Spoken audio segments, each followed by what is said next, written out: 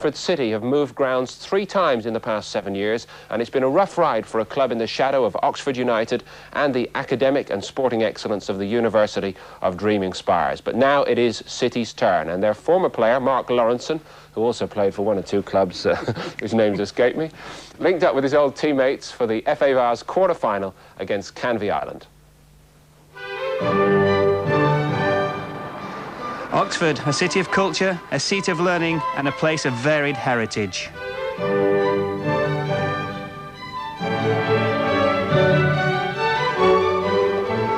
For sports fans, an important part of that heritage is Oxford City Football Club, formed over 100 years ago and now proud owner of an improving ground at Court Farm Road. It is midday on Sunday 19th of February and the Oxford City team are treated to a pre-match brunch by the management. They're about to play a crucial quarter-final FA Cup Vase game against Canvey Island.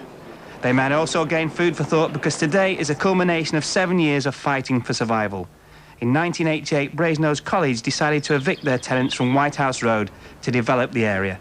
Their tenants were Oxford City Football Club, who had played on that site since 1882. Despite a plea to the council and a petition signed by 15,000 people, the club were forced to look for other premises. In that 7 years, we've come from nowhere. We had no manager, we had no players, we had no ground, we had no money.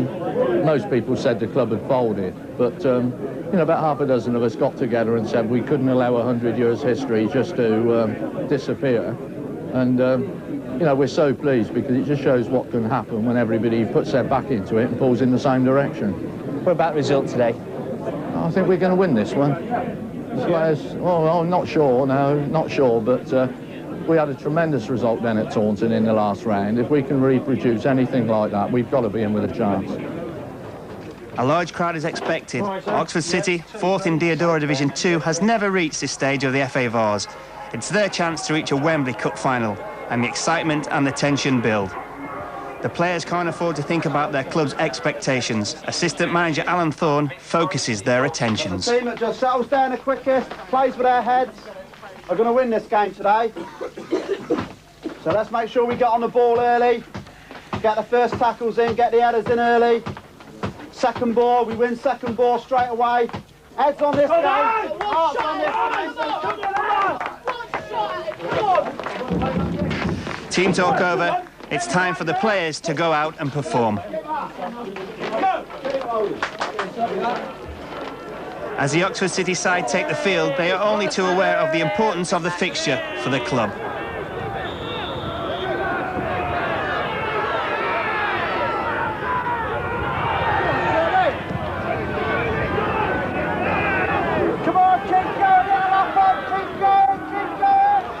The first half turned out to be a very scrappy affair, punctuated only by 5 yellow cards.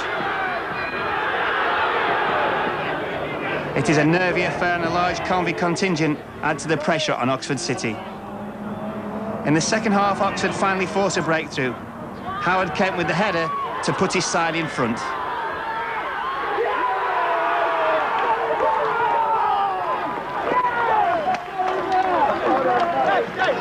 Oxford City's first goal this afternoon scored by number 10, Howard Kemp. But Canvey Island won't go down easily. Only some brilliant goalkeeping by Colin Fleet prevents Canvey from equalising.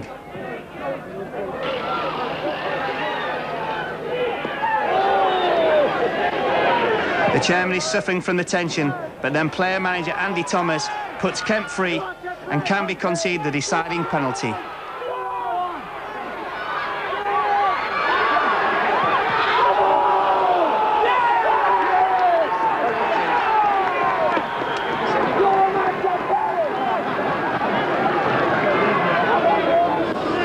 Player manager Andy Thomas puts City in the semi-final. I didn't see no one else wanted to take it, so I thought I'd better step up. And I did my best to miss it. I'm a Man Community myself. My mum and dad come down from Manchester, so it's nice to score when they come down to watch as well. You never bet on yourself to score the first goal, did you? I didn't know, but I've only scored 2 goals this season so far, and the lads are always pulling my legs because I generally supply them rather than get on the end of them. So they always say before the game, you know, it's about time you got 1 hour, so it's just good to get on the score sheet. Tell us about your suit. What's the story behind your suit? Well, I worked with Mark Wright's dad, and he said it brought Mark good luck. So he said to me to wear it today. So I did. Does it fit? Not really. They're over the moon. It hasn't sunk in yet. We still can't believe it, but if you've seen what we've done in the last 4 years, I think you can understand why we don't believe a day like today. The end of a momentous day for Oxford City. The chairman has every right to celebrate. Yeah, we are. I might be a bit late tonight. Yeah, you better put some champers on ice.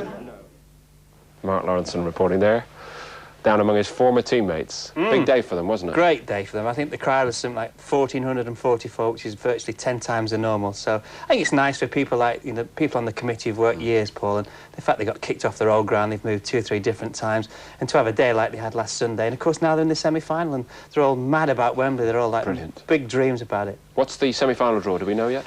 Yeah, they got, I think it's Belper. They got away first, and the second leg obviously going to be at home, so it gives them a slight advantage. But I think, you know, with that standard, certainly the game last week, it was a horrible game to watch. It's just the fact of winning quarter-finals, semi-finals of any competition is just about getting through them. At any level? At any level, indeed. I wish I was playing, actually. When I turned up last Sunday morning, I thought, oh, I could just have a game here. Obviously not.